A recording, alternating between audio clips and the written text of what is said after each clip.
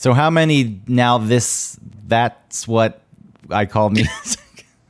What is the name of that series? Now that's what I call music? Yes. So yeah, how would you phrase that? So how many now that's what I call music volumes have there been? Yeah, take a guess. 79. The United Kingdom and Ireland What? No. have 105. It's too many. But then there's the 10th anniversary series from 93 to 95. So there's now that's what I call music 1983, 84, 85. I think they meant 83 to 95. This is the Wikipedia article. It's got a typo in it.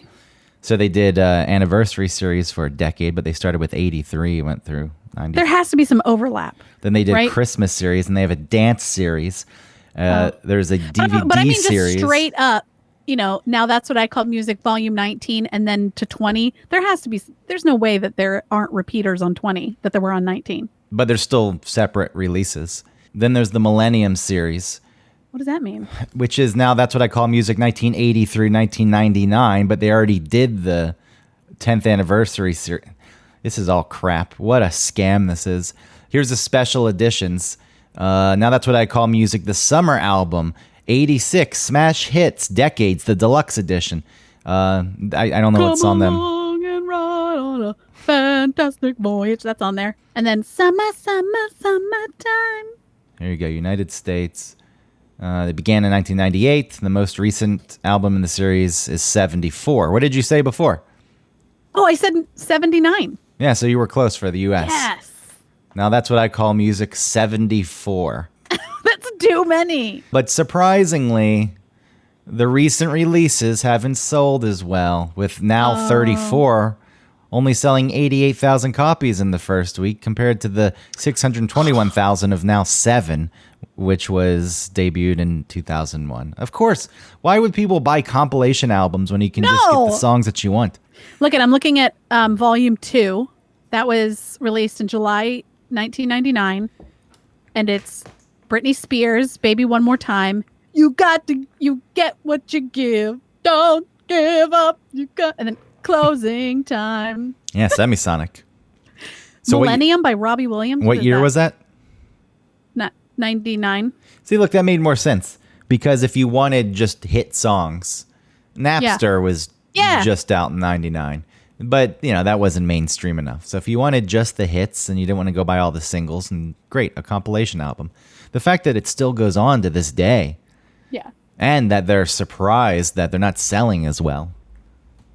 Then what do you expect?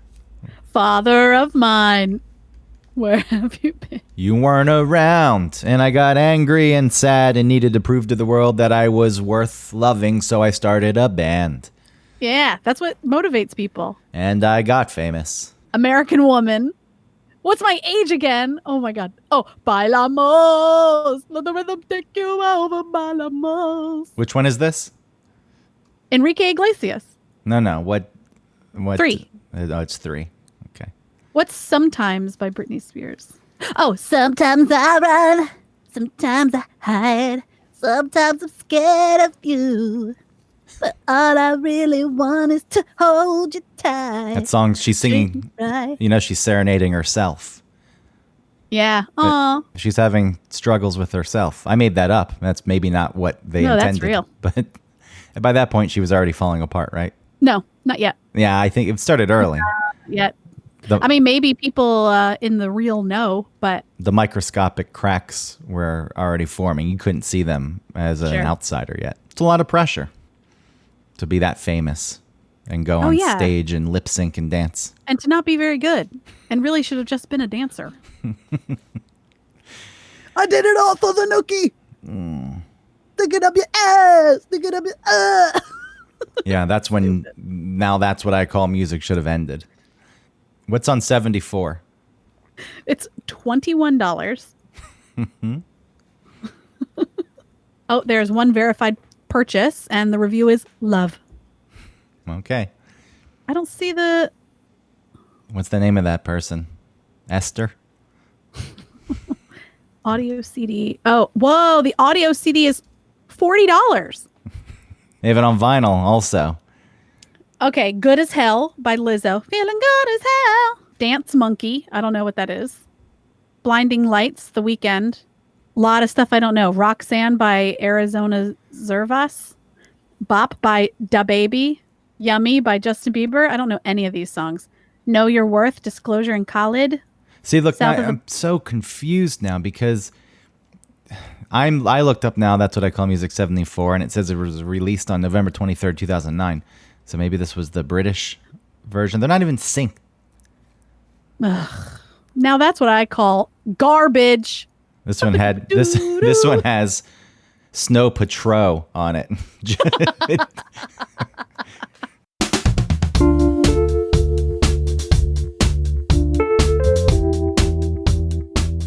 Welcome to One Topic, where we stick to one topic. My name is Autumn Fisher. My name is Greg Russ, and it is my week to choose a topic. And when I was thinking about that, Autumn, part of me, with everything going on in the world right now, thought, let's just do something maybe lighthearted and give people an opportunity to escape the things that are uncomfortable in the world for them. But I decided against that because I think what's going on is too big, and also avoiding it is not. No, that's not something that I want to do. The discomfort that people are feeling, that I am feeling, is not something I actually want to run from, and I would like to confront it. So I know that doesn't tell you exactly what we're going to be talking about, but I feel as though, with the way things are right now in the world, in this country, I mean, we're highly divided politically, which, let me state right here, getting into the show, I'm going to do my best not to make it about left and right. I'm not going to bring politics into it because I feel like everyone says they want to have real discussions about things. And the moment you bring politics into something, there's no chance of any real discussion. And I also, you and I are going to have a discussion, but I also think that maybe it's not time for real discussions yet. It's time for real monologues, inner monologues with yourself, which is something I feel as though I've been doing. So, you have a highly divided country. You had COVID. There was a lockdown of the country. So that offered people a lot of time to sit back and reflect on their lives, their place in the world, how quickly things can change. And then you had the George Floyd killing, which, I haven't come across anyone who watched that video and said that was justified in any way. So I think finally, you have another killing of a black person at the hands of a police officer that people can't even spin if they wanted to. And maybe for the first time, because people are in a reflective mood because of COVID, they're able to look at this a little differently. So, as we continue this show, and I hope that people give it a chance because there's fatigue. I get it.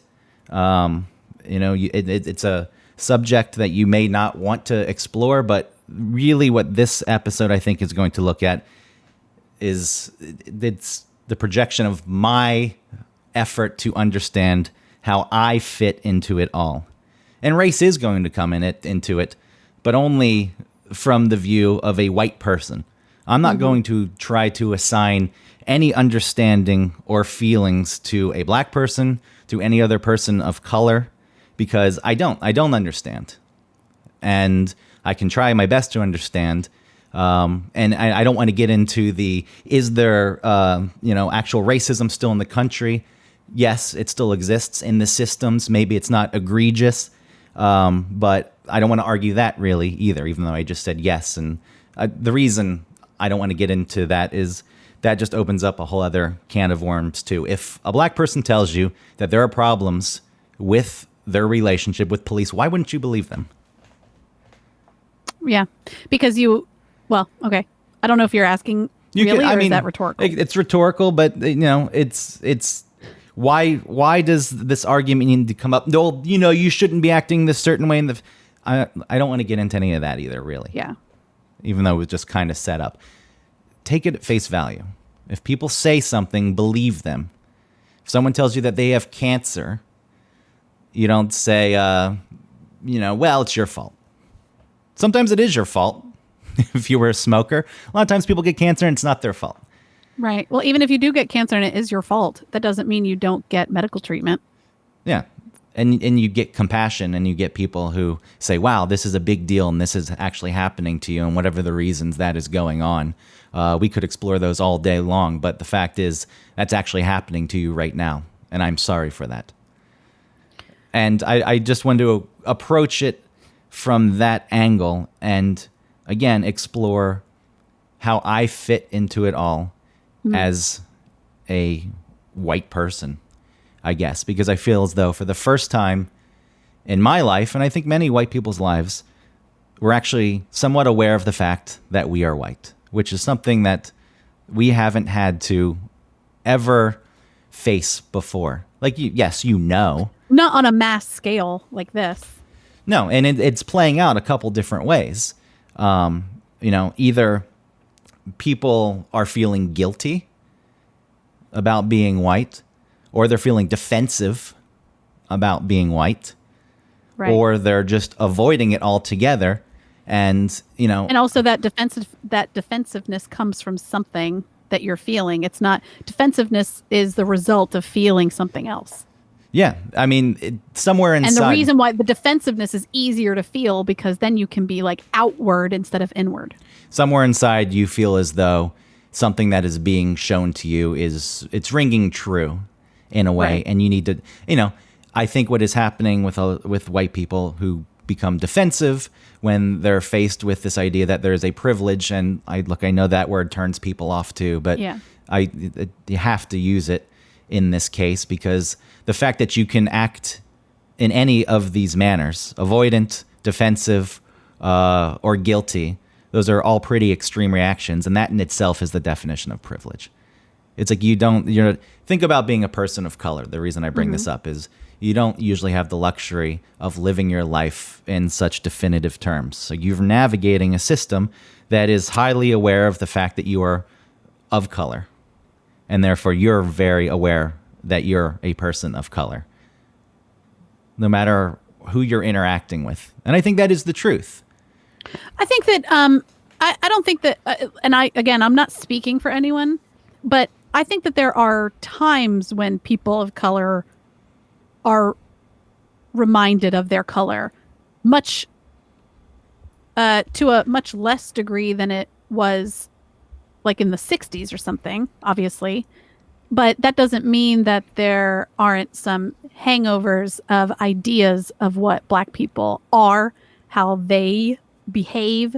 And so, and even if someone doesn't think that they're racist, they may come across someone who is Black, and if they act a certain way, you're going to assign those previously thought ideas about Black people to that person. And I think it's just the same thing as when like a woman is in a workplace and, she's, I don't even want to say the word complaining, because that even makes it sound like she's just like voicing concern, and people are going to say like, man, she's starting trouble. She's complaining a lot. What's wrong with her? Whereas like if it were a man, it might be like, he's a real go-getter. He's trying to change. He's like fixing things. He's a leader, and it's the same sort of prejudices against a Black person, right? Like if they start bringing up concerns or something, then they're also considered as like troublemakers, annoying, a problem. And this is where the idea of privilege comes from. And when, being a white man, when people throw that out, it doesn't, like, a lot of people, especially white men, I feel as though it's an attack on them personally, as if they're a bad person, or they've lived their life incorrectly, or they haven't worked hard, or they don't have things that they deserve. No one's saying that. This is where this holdup comes into play for the people who are defensive. For that side of it, if you're defensive, it's like, no one is saying that specifically about you. It's just saying that there are inequalities that exist in the system. And as you're talking about, as a woman, if you bring something up that, depending on what it is, you can be dismissed pretty easily for the thing that you said, because, that's a woman. And I think, one of the things that is happening for the first time is that as a white person who could probably just speak their mind in any way they wanted before, has to be a little more mindful, and is encountering some of the things that people of other genders and races have experienced for quite a long time. Is like, you better watch what you say, or you need to be more tactful in the way that you say things. Yeah. And, that is uncomfortable. And should ultimately people have to watch the way they speak all the time? Ideally, well, no, I was going to say, but, I also do believe that you should take other people into account, and the things you say are going to cause pain to other people, then maybe you shouldn't say those things. But,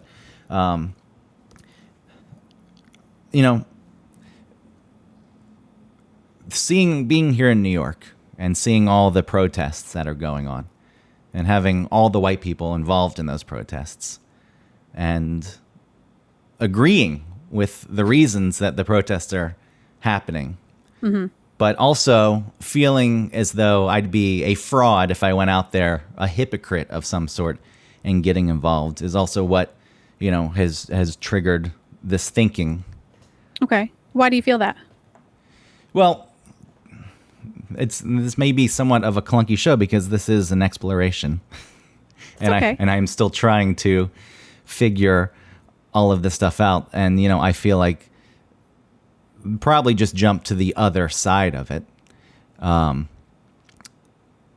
feel as though it's hypocritical because you're still out there for yourself. And not everyone is, but to an extent, I think that white people who are on the other side, the ones who aren't digging in and being defensive, but are feeling guilty, are out there to offset their guilt, and it's still very self-serving.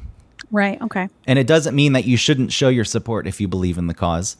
And having allies, white allies, I think is something that is appreciated. I can't say if you get in there and you don't try to take it over, which white people tend to do sometimes. Yeah. Because again, no, that's interesting. Like emotionally taking it over instead of just being a part of the support. Yeah. But what is your role in this? What is your role in society now as a white person? And people don't want to think about that. And so just to set this up, and we can move off the privilege thing, that is the privilege part that people talk about, though, is that you have had the privilege of not having to think about that. Yeah, you can avoid these things, or you can take your stance, and your life can pretty much stay the same. Your life can be as it was, and you're okay with that. And that's all anyone is saying when they say there's privilege. It doesn't mean you're a bad person. You can be. I mean, certainly there are some people who are still just outwardly racist, but for the sake of this discussion, let's assume that most people aren't. Like you bring up, when things were a little more in your face in terms of racial divide. And yes, we've moved past that, but when people say it still exists in our society, it's more subtle ways. And you need to be willing to at least try to understand where people are coming from instead of dismissing them when they say those things. Even if you feel attacked, and that is part of the problem, is some people do just come at you and attack you with it. Right. But, I'm trying to put that aside also. I'm also trying to navigate this not political thing. Yeah. But, it tends to be the left who comes and attacks the right. And the left is just as guilty.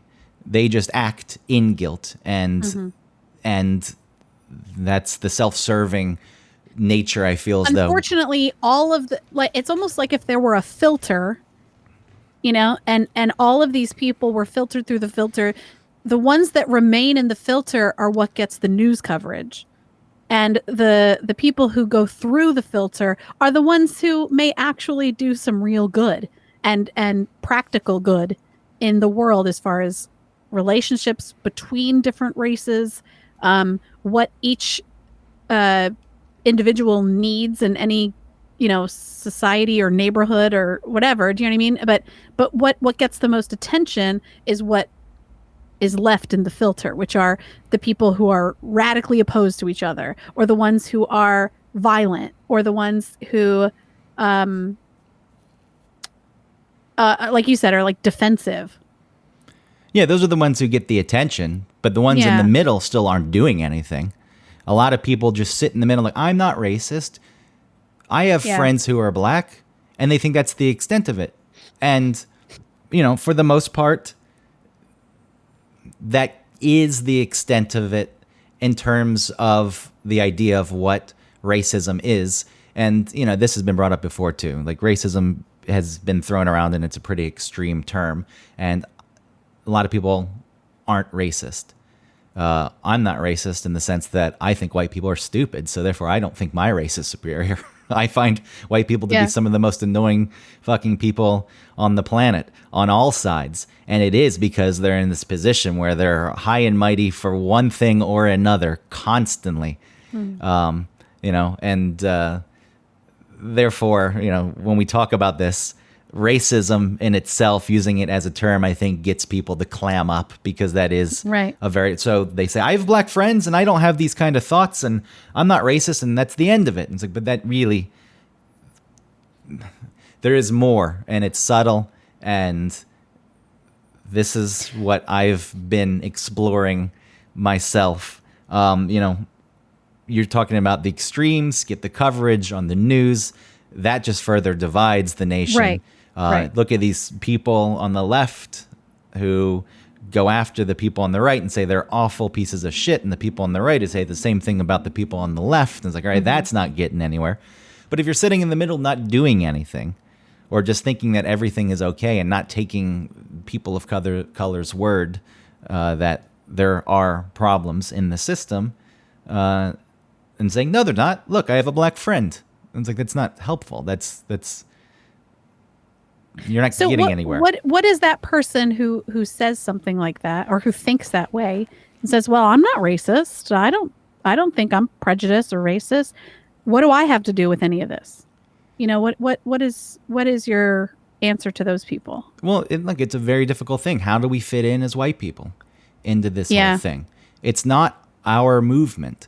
And jumping in and trying to take control. It's like, no, that in itself. Yeah. Is the other side of the coin of obvious racism.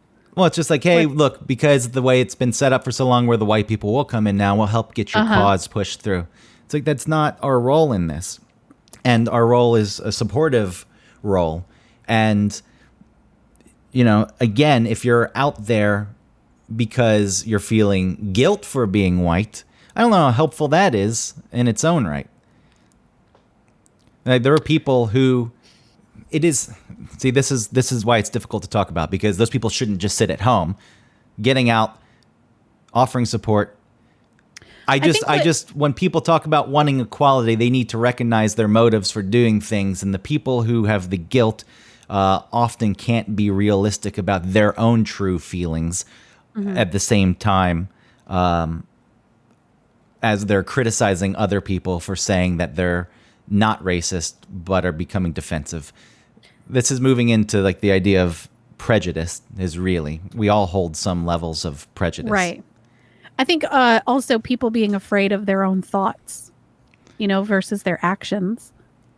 So if you have a racist thought or you have a prejudiced thought, if you are feeling guilty in some way, then you're like, I gotta, no. Like, you don't think that. I don't think that. Exactly. This is, the cancel. Instead of just saying, listen, I thought a prejudiced thing. That's, where does that come from? Why did I think that? That's the next step in this. So understanding what is meant when people throw out the word privilege is, I think, the first step. And then accepting your prejudices is the second part of this equation. And, at this point, people like to make the argument that everyone's got prejudice feelings of any color, any race, any sex or gender. Right. I'm, for the sake of our conversation, again, only speaking on behalf of being white, because that's all I actually know. And well, it's not wrong to say that everyone has prejudice, ideas, or thoughts. Yes, but often that is used to dismiss people's own thoughts. Well, I shouldn't have them. Other people have them too. Black people have prejudice. And it's like, shut up. That's. It is weird that that's the first response. And not to say like I haven't had those kinds of thoughts also, but it's like, well, other people are, because not the point. People don't want to take ownership and they make everything about themselves. Ultimately, that is what's happening. When things are put out there about what is happening to people of color in their communities and, what exists in white communities and the differences. People make it about themselves and think it's an attack. And then that's where that guilt comes from, or that's where that defensive comes from, ultimately. But those prejudice feelings, as you said, and the inability to sit with them, this is, cancel culture, where people's lives are fucking destroyed because they do something wrong. There's a misstep. Sometimes, like the lady in the park. Yeah, sometimes people are gross and they're outwardly racist, and whatever. Do what you will with them. I don't feel as though there's room for those people in society. Yes, there's freedom of speech, but if you want to put that speech out there that's just hateful, then you deserve what you get in return because you put it out there. Right, actions, consequences to someone's actions. Yeah, so Amy Cooper was the woman in the park. I think that was her name. Central Park. She had her dog off the leash. Black man came up. He was a bird watcher. He asked her to put the dog back on the leash, and she lost her shit and went off on him and called the cops. First threatened to weaponize the cops against him, knowing that the relationship with black people and the police is strained, and using that. And he said, okay, do it. And then she actually called the cops and said that there was a black man assaulting her. And this is gross, disgusting behavior. And I hope I don't even need to preface it. I hope that that's understood. But most of the people who hunted her down at that point figured out where she worked, where she adopted the dog. A lot of that is driven by white people who at that point just want to destroy her. And the destruction is not something that I agree with, because what is happening there is white people are seeing some behaviors that they can relate to. This is just the way things are set up. If you're alone in the park and you're a woman and a black man comes up through your life, it's been not maybe drilled in, and people haven't told you that black people are bad, but it has been set up in a way where you're going to feel nervous. Mm-hmm. And admitting that is the first step. It's like, yes, that's a prejudice feeling, and it's a real feeling. And, people see her act like this. She took it way too far, yes. But they relate a bit, and instead of being able to accept that and use it as a mirror for themselves, they see that reflection of themselves and they crack the mirror, they smash it to bits because they don't want to look at themselves for what they actually are. They themselves are, like a nail sticking up out of a piece of wood, and they don't want to be hammered down, so they say, I'm here to hammer down all the other nails, that are sticking up. But So it makes them seem like, well, they are sticking up out of the wood, but they also care about, pounding the nails back into the wood. So yeah, how about you just learn to nail nails into wood properly so they don't stick up instead of going through and just bending them over. Like that's what you're saying, right? Like, look at all these nails that were improperly nailed in. So I'm one of those also. So let's just, pound. I'll focus on nailing the other ones in properly, but not my own. I think that was an opportunity. And sorry, I keep interrupting. I just think that was an opportunity, the Amy Cooper thing, for white people to look at that and say, you know what? Okay, I can relate to some of that. And that is what I need to focus on and try to understand why and where that came from and what to do about it. Instead of just saying this person did this thing, let's destroy them. That doesn't solve anything for anyone ultimately, because then, all it tells you is if you screw up, you're done. You're finished. Yeah. And there not being it's not showing any compassion for people when they do make a mistake. Not to say that people can be super shitty and they should get compassion, but to sort of see what happens afterward and see if they have any contrition and any self-reflection, or come out with an apology that you feel is authentic and real, and maybe see some action from them, like if they donate to something or if they start, I don't know. There's no interest in that. It's just like, drag her, she's canceled forever. No, make sure she never makes another dime in this city. I don't think that's the way to handle people. That's usually, again, I said I wasn't going to bring politics into it, but that is usually the left that does that. Yeah. Liberals, white liberals, are apparently the hardest people to change their minds because they already have this idea about themselves. I'm not racist. I have no prejudiced thoughts. Look at me. I go out and I protest and I'm doing everything right. And therefore, anytime someone comes along who's not doing these things, and look, I'm liberal. As I said, I say this as a liberal, but it is the most frustrating thing to be on the side of people who you agree with on many other social issues, and then you see them acting like this, and you feel alienated from, like, what are you doing? And so going back to that, I've everything figured out, and the people who refuse to admit that there are problems, they're the problems. Like, well, no, you are also the problem. You're also the problem because you have the inability to actually be emotionally honest with yourself. And when something like Amy Cooper, which you're talking about compassion, this one's tough because she did weaponize the police against a man who did nothing. Yes. But your point remains is sometimes people trip and they stumble and they make mistakes or they don't understand. And if they're trying, maybe this is what she needed, to sort of wake up to her own behavior and what it actually means for a woman to call the police on a black man, and if he weren't recording, what that would have meant for him, possibly, like what she didn't realize because of her privilege what it may mean to call the police on a black person like that in that kind of situation. She wanted to use it as a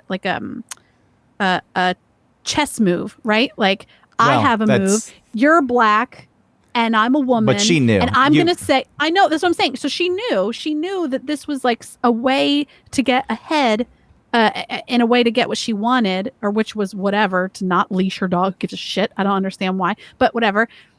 What she didn't realize was how a black man who could be treated by the police if there was no evidence that he was doing no wrong. Well, with her, this is tough because now we're on this discussion of her. I think she knew exactly what all of that meant. She knew. No, I don't think she didn't. She didn't think that. Because she threatened to call the police on him as the first move, and when he said do it, he called her bluff, and she went along with it, and then actually did it.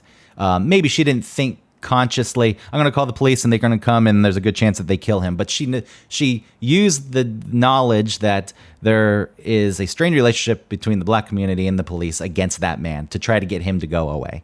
Mm-hmm. So, she wasn't as innocent. Right, to go away. But what I'm saying is... But then she still actually called the police. She still did it. I know, but I'm saying I don't think that I think that, in the best scenario, maybe she could figure out through this experience what it could mean for that man to have the police called on him because of what happened to. Well, I think that's the wrong thing that she would be looking at. She should be looking. You mean afterward? Yeah. Not about what my actions meant for him. See, again, that's okay. Why did I feel that way in the first place? Why did a black man confronting me? About me breaking. I think that's like 5 steps down. The first thing she could think is like, wow, I didn't realize what my actions meant. I think that I mean. All right, we're saying the same thing, just different order. Well, yes. Her first step, she should have been given the opportunity to actually self-reflect. Wow, this exists in me. Where did this come from? And then everyone else who saw that should have taken the same opportunity. Every other white person who could have thought about themselves being in that situation. And I'm not saying that most people would have threatened to call the police, but somewhere inside, I guarantee that most white people would have had a feeling, oh, I'm alone and there's a black man and we're in the middle of Central Park in a wooded area and there's no one else around. Maybe not that clearly, but there's a pang of anxiety. And it's the same thing if you get on public transit and it's kind of empty. And let's say there's only 2 people in a subway car. It's you and a black person. You're sitting there. A white person and a black person? Yeah. Okay. And then the white person's mind, and it's like, wow, there's a black person in this car with me. I'm not saying that everyone is living in fear, but that is something that actually exists. High percentage of people would think. As a lady, it wouldn't matter the race to me. I would just be like, oh, it's just me and this other dude. I hope it's cool. Not at all. I want you to be honest. If it was a white man and a black man, I'm not saying that you wouldn't think, well, it's just me and a dude, but there would be the exact same thought if it was a black man and a white man. The first thought, yeah. Well, depending on like what they look like, if they were dressed a certain way, like if they were dressed like they were going to work, then I might not be scared at all, no matter what race, you know? But if they were... But see, even that in itself, what is that? That's this thing that... They have somewhere else to be. This is you know what I mean? They've been somewhere else. Yeah, they're not worried about me. This is that gross thing that white people put out there. It's like, it's a black person, but it's like a white black person. It's like, what the fuck is that? No. Oh, well, you said, I'm not assigning that to you, but you're getting to that territory where it's this thing. It's like, well, they looked like they were going to work. As if black people who don't look like they're going to work, meaning they're not wearing a suit, I guess. You know, I have never worn a suit to work. I don't work in a suit. So, like, that's not a fair thing to put on another person at all. It was just my first thought. And that's okay. I just went, if that is your first thought, I think this, for our discussion, is illustrative. It doesn't mean you're a bad person, but it's like this stuff exists. And I think sometimes as a lady, there's either like a outward creepiness to a man. It doesn't matter what race they are. They could be really giving out a vibe of creep and to stay away from that person. Mm-hmm. Or they're so stealthy, you don't know. Like, you're not paying attention, and that's when it could be scary. If I were alone in a subway or in a train car with a man, I really don't think that the race would matter. It would occur to me that I am alone with one other person, and it's a man. It's just a man. I mean, it's different for you because you're a woman, and being alone with a man, and men in general tend to be creeps. I can understand why you would say that, but I honestly don't think, and I'm fine with being open about this kind of thing. I really don't think that I would be more afraid if it was a black guy. I would prefer you not to be more afraid. What I'm saying is, I think at least it crosses their mind for a second. Now, if it did cross your mind, don't stuff that down and say, no, but I'm not racist. No. So that's, no. Think about it and find out why you feel like that. That's what you're saying through this whole thing, is for people to sit and listen to themselves and then wonder, right? Just wonder about yourself and your thoughts and where they come from and how they may sort of trickle down into how your kids think about people, or how you may treat people in some weird way. Well, some of it you can't whether it's overly better than others because you feel guilty or less. And lately, for me, which is a problem, I don't like it. I feel a little bit overly courteous when I see black people lately, people of color, because you're trying to prove that you're one of the good white people. This I know. is not what needs to be done. I'm not trying to I'm not tap dancing for anybody. You know what I'm saying? I'm not like... It is a little bit of a tap dance, though. This is not... No, but I know. I'm just a teeny bit more because I feel guilty for what's happening. And there's no other way to express it. Like in a real-time, day-to-day, I'm in a grocery aisle type of way. You know what I mean? For like, unless you're wearing like a button. You don't need to express it. Like, this is the thing. I assume that a lot of black people and other people of color, Hispanic people, whoever else is, facing some of the struggles that are presented to them in a society that, has been run by white people, is they think of white people like, just shut up, all of you, just shut the hell up. Because that is still making it about you. It's like, I need to let you know that I feel bad about what's going on. And nobody needs that from white people. And that is, the part when I talk about going out and protesting, the support is important, but the going out of your way or feeling this need, it is still about you, and you're still operating in this world where you are feeling things that other people of color have had to think about constantly, meaning their skin color. The reason you're feeling guilty at this point is because you're white, and you're, for the first time in your life, probably thinking about I'm associated with people who are a problem. Yeah, but I don't even think it's that extreme. You're putting that on yourself.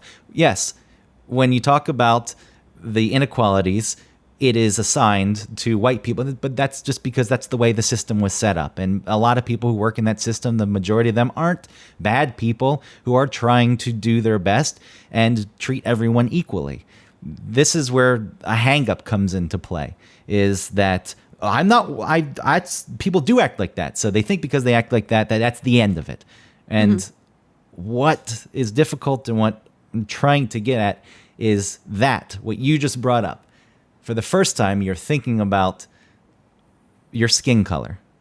Yeah, truly, because and it's uncomfortable, right? It's uncomfortable. Yes, the first time that the Black Lives Matter thing had come up, which was like 2 years ago or something. I think at this point it was like 6 years ago. No, really? Yes. The hands up, don't shoot thing. Yes, that was in. Oh, yes, that was 2014.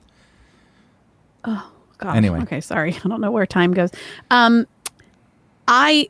felt I didn't like the Black Lives Matter quote. I didn't like that concept because I was thinking all lives matter. I was in that camp where it's like, I don't like the idea of singling out one race and saying that this race matters, where I think all the races should matter because we're all just the same.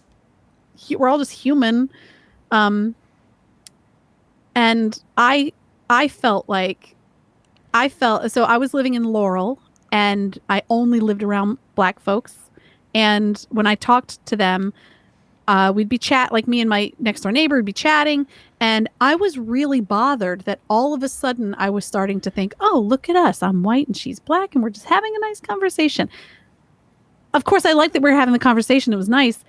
And that we were getting along. But I didn't like the idea that it was creeping into my mind that I'm white and she's Black. Whereas before, I never thought about anything. It was just like, oh, that's just a Black person. I'm white. Who cares? This time I was like, oh, look at us. You know, the world is coming together between she and I because I'm white and she's Black. And so that's where I was uncomfortable with that feeling. I was uncomfortable with having to think about who I am in this world and who she is in this world. And like, I guess the dichotomy between me living my life and having regular neighborly relationships with people and interactions with people of color, but having to think about my own race at the same time made me uncomfortable, I guess. I think that's why I didn't like that Black Lives Matter thing. I was supportive of like whatever people need to do. But that was also, again, that made people uncomfortable. But that's the point of it. The point of Black Lives Matter and the protests is to make people uncomfortable so that they think about things. Because a lot of people, what you said before, when you didn't think about, you're like, I'm just hanging out with people.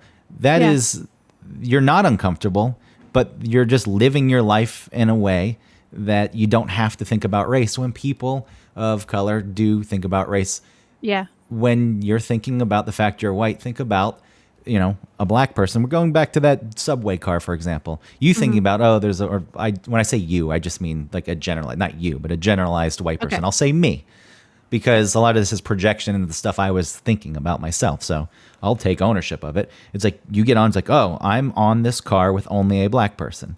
That thought crosses your mind.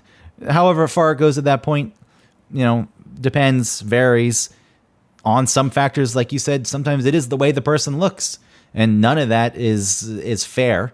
There's a lot of prejudiced thoughts in there, and I think it's okay to admit they're there and explore why they're there. But the Black person is also thinking, I'm a Black person on the subway car with only a white person, and that white person's probably thinking, wow, there's a Black person on this subway car with them. And that's how I feel people of color have had to think their whole lives. This is what's new to white people, is thinking about the color of their skin for the first time when I think people. And again, I can't say because I am only white, but from having conversations with people and trying to understand, this is what's trying to be expressed to white people. So we've lived like this forever.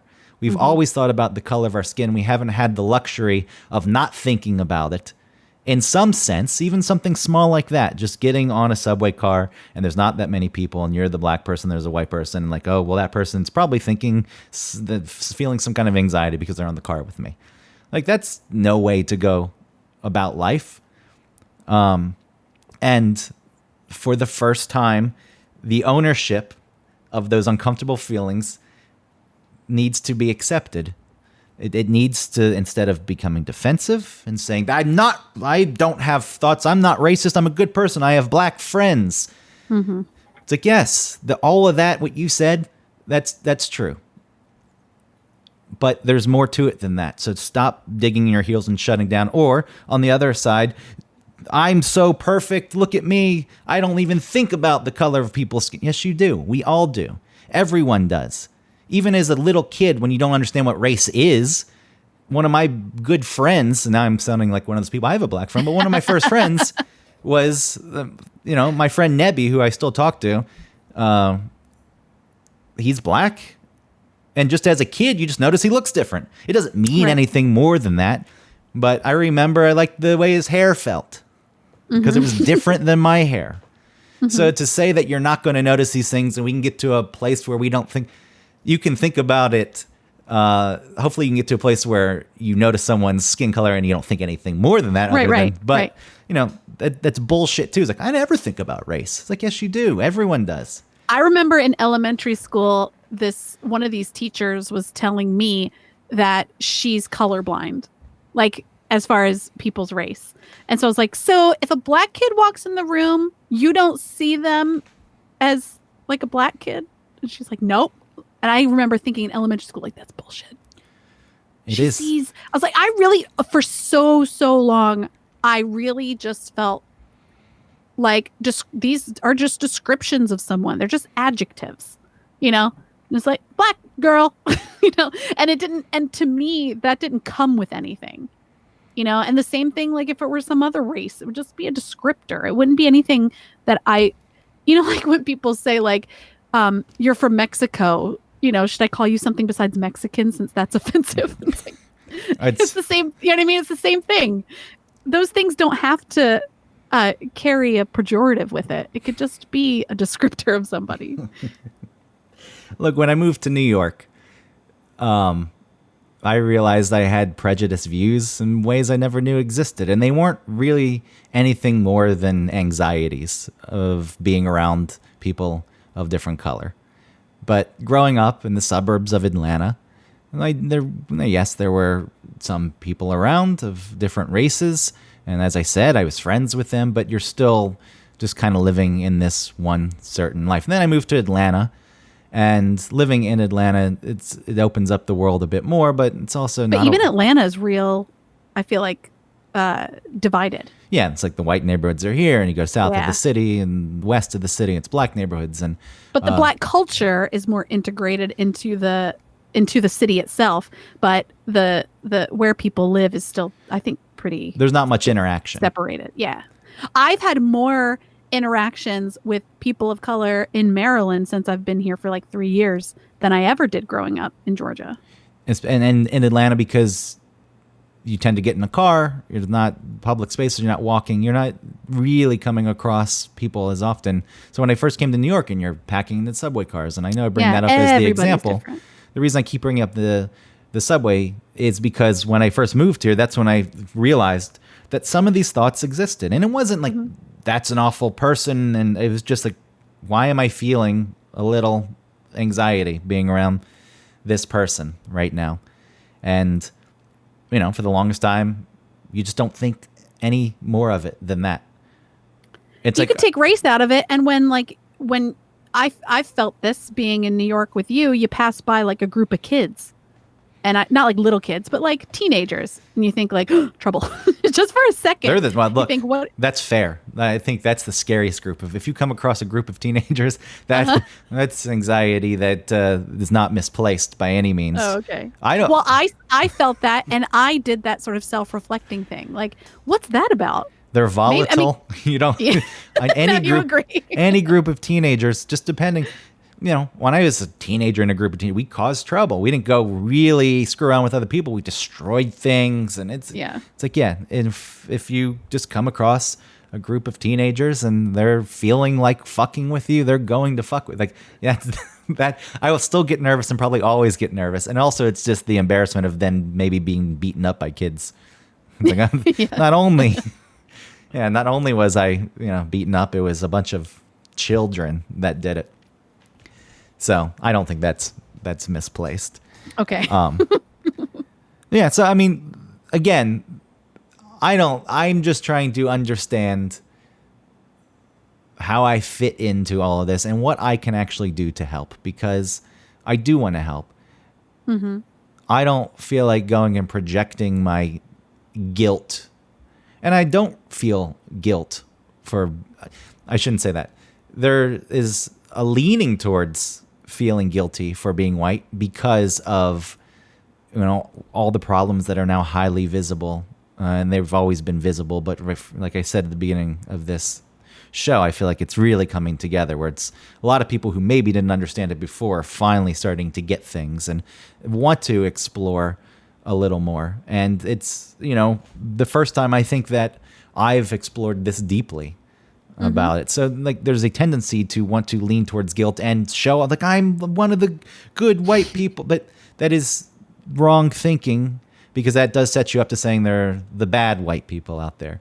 And someone who is digging in their heels and saying that this isn't a real problem isn't necessarily a bad person. And if you come at them hard to try to prove that you're one of the good white people, making them you're not going to get anything out of them. You're not going to get anywhere with any of this.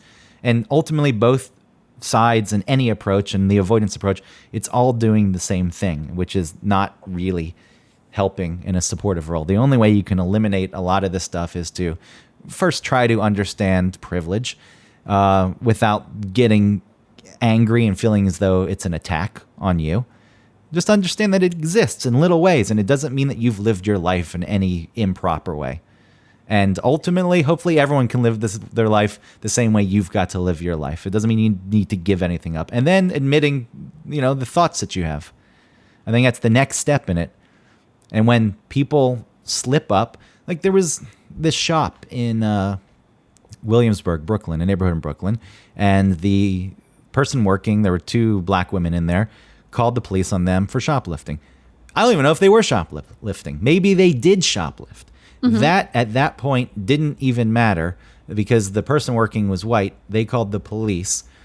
Then the boycott was set up for that store, and people were outside protesting, don't shop. And it was all white people. It's all white people. It's like, you're trying so hard to prove something. Also, you say, I understand privilege. You don't, because the privilege is you're used to running things because you're white. You're always in these positions for the most part, where it's like, okay, we're here. We'll take over now. It's like, stop all of that, because none of that is actually helpful in any way. And it's alienating. Right. And I'm sure if you had, a real discussion like people say they want to have, which I think is the step you get to after thinking about yourself and how you fit in and having the monologue first. If you talk to people of color, they probably would say, just back the fuck off. Mm-hmm. We appreciate the help and the support, but this isn't yours. It really isn't. Yeah, it really is about support, right? It's just support. Our role as not the race that is more targeted, is to just support this cause. And not to lead it, not to join in the leadership of it, but to support it. But that's where it becomes hard to understand how you fit in. Because if you're not out there protesting out of guilt, do you actually go out? Yes, but then what do you do? And it's like, I don't know. You're just, I think of it, this is, telling these stories it's my same friend, Nebby. I know it's a weird name. I know you were thinking that. What is that? What is that kind of name? It's short for Nebulon. Nebby you. Nebby you? Nebby me? Nebby us. But that's one of those things I just wanted to throw out there. It's like, I felt the need to explain it because I was thinking people probably think that's a weird name. It's like, why couldn't I just let it be a name? And Yeah, let I don't know why either. Let people think what they want about it. Yeah. But growing up, we stayed friends, and then he went to a different high school, a performing arts high school, Pebblebrook, and and he was into art. He was dancing, and I was like, okay, that's why he went. But I met up with him recently because he's here in New York, like several months ago, and we had a conversation. And I didn't know that, one of the reasons he actually left, it was to pursue dancing, but it was also because he was like receiving such racist vitriol from people, calling him the N-word, and like in our high school, and I had no clue. And he told me that I was around one day when someone called him the N-word, and then I punched that guy. And I don't remember doing that. But when I think about how I could best help, it's like, this is not my fight directly. I am here in a supportive role.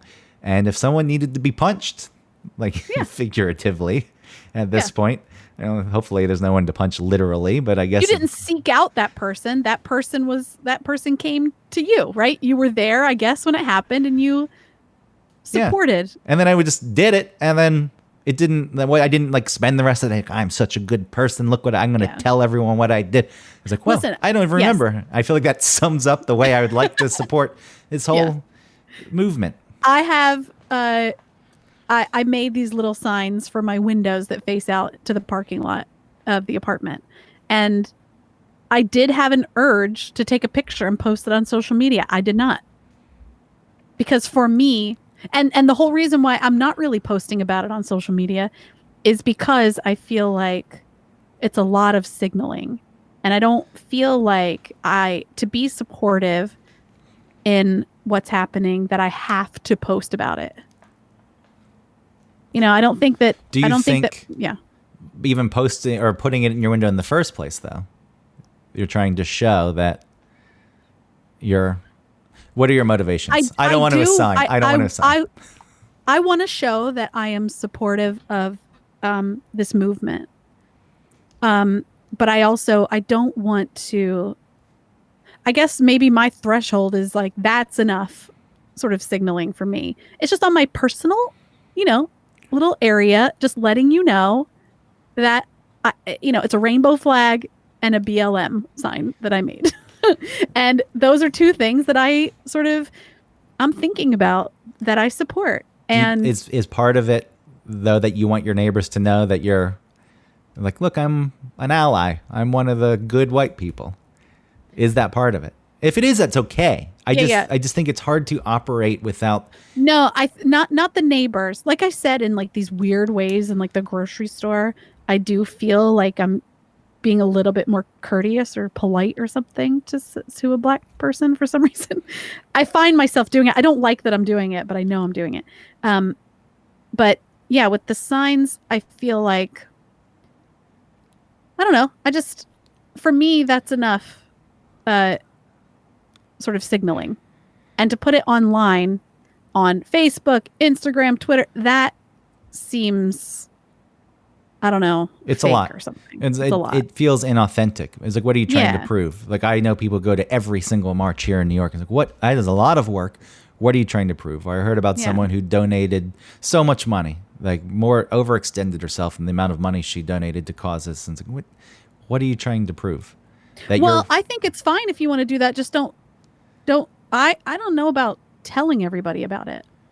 Well, yes, but even if you don't tell everyone about it, that is definitely part of it. You're putting it out there and you're telling people because you want other people to know, but recognizing that you're also doing it because you're making it about yourself. I think the way that I'm doing it reflects the amount of guilt I have, which is not a ton, right? I don't feel crazy guilty, so I'm like going to marches, I'm doing this, I'm posting on Facebook, I'm posting on blah, blah, blah. I just feel a little guilty for being involved with a race of people who are clueless about. But I don't even know if black people want you to feel guilty. I don't think it doesn't matter what they want. It's where I am in this moment. Yes. and that's making it about ourselves. And I don't want to put that on you because I've been thinking about that. What does it mean? The people who, even if you go to every single march and you don't post that you go to every single march, you're still somewhat making it about, but it doesn't mean you shouldn't go. This is the thing. Yeah. I think if you can somehow not make it about you and your feelings and sit with the discomfort that you're going to continue to feel as this goes on, instead of trying to get rid of that discomfort by feeling guilt and going out and donating a shitload of money. That's a way to get rid of the discomfort, by becoming defensive and dismissing it. That's not real. That's not me. That's you getting rid of the discomfort, or avoiding it is just avoiding the discomfort. So what is the best way to do it then? Just feel. Just feel the... Yeah, but that's not going to do anything. No, but I think getting in touch with that ultimately in the long run will be more beneficial for everyone, because then... I wonder if I'm signaling to the white people, to say, like, I'm here. I'm doing this. Look, I don't think it's bad that you have that in the window. I think showing support is also an important thing to do. It's just somehow figuring out a way to sit with the feelings that other people have had to sit with, that discomfort because of the color of your own skin. And maybe there is no way out of it. You just have to feel that. And I think it's important. Sorry. Well, that's the way that you then understand where other people are coming from. When you feel the same way they actually feel over things, then that's how you can gain an understanding and things can come together, and then hopefully, start to become equal across the board. It's hard. It is hard.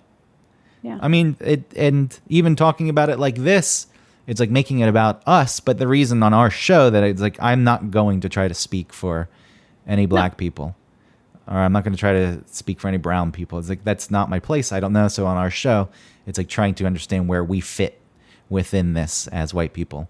And also, I think personally where I fit is I'm trying to come to terms with, like you said, where I am, as a white person, how I relate to others, and what I'm sort of, specifically telling the kids, or what I'm showing the kids through action. And I feel like that's the way. Yeah. Because they can't grasp it yet. Like, this is you don't want to introduce them to these concepts because they're very complex. And I feel as though there's an idea that by introducing it, it then plants that seed in their head. Then but it was going to get there at some point. That's the thing. Society, in some way, it was going to get there. So yeah, but I don't know how you navigate it. Yeah. Right now, because Ellie really almost exclusively hangs out with black kids.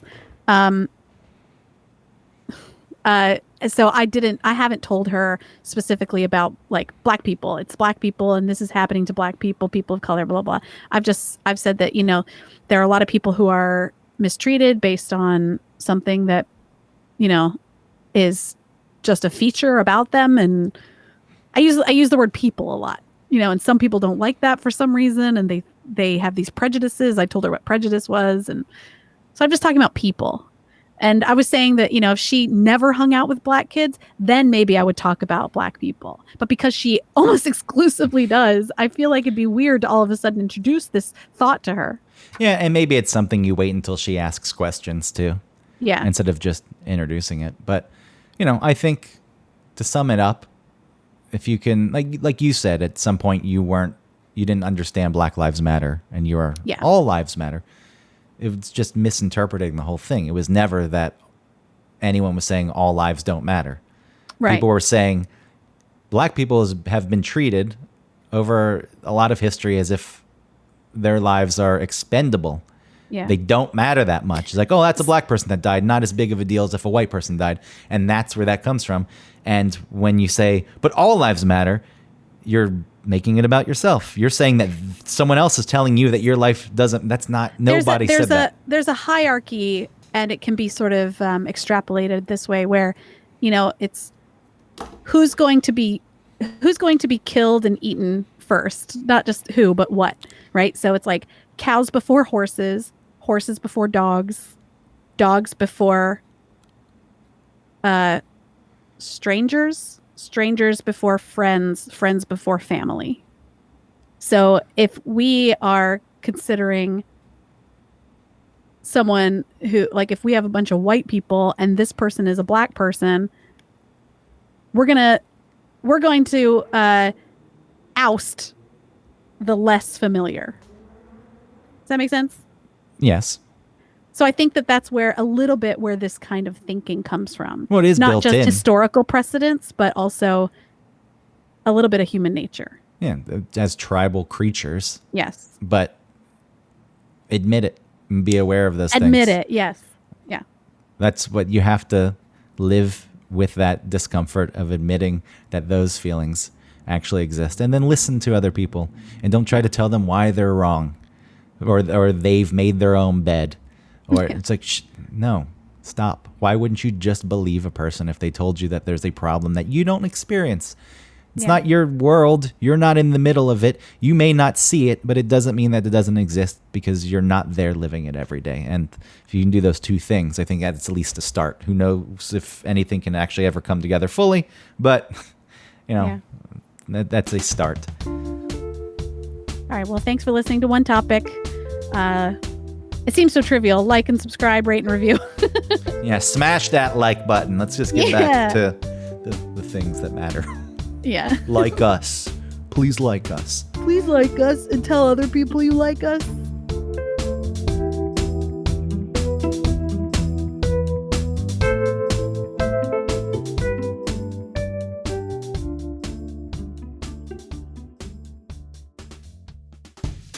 Hey, Greg. Hey, Autumn. Do you like hot sauce? You know, I do like hot sauce, but I'm getting pretty bored of my regular Texas Pete or Tabasco. I'm looking for a local sauce without any additives or extracts. A company that uses local peppers so it's as fresh as possible. And a company that really cares about the integrity of the sauce and where their ingredients come from. Definitely. And hey, while we're at it, I don't want a sauce with too many ingredients. You know, a lot of other sauces out there, they have all kinds of fillers. So I'd love to find a sauce with, I don't know, let's say no more than 5 ingredients. I mean, it's crazy, but there's gotta be a company out there that hand processes their sauce. You know, bottling and labeling every bottle themselves. I'm probably asking a lot. Well, you really are, but there is a hot sauce out there who only uses 5 ingredients, 0 fillers, additives, or extracts, and who bottles, labels, and packages everything themselves. It's called Hoff Sauce. What? They're a small batch hot sauce company out of Chattanooga, Tennessee that's won Best Louisiana-style sauce in the country. How many times? Not once, not twice, 3 times. 3 times! How does that sound, Greg? I think that sounds amazing. You know how you can get your own bottle of hot sauce? No, tell me please now. Hoffandpepper.com. And not only am I giving you the gift of the best hot sauce that you'll ever taste, I'm going to give you 15% off if you use the code ONETOPIC15. Hold on, that's... Yes, get a pen and paper. 1 topic 15. Good. That's ONETOPIC 15, all squished together at checkout. You'll get 15% off your order and your life will be better. Thank you. You're welcome.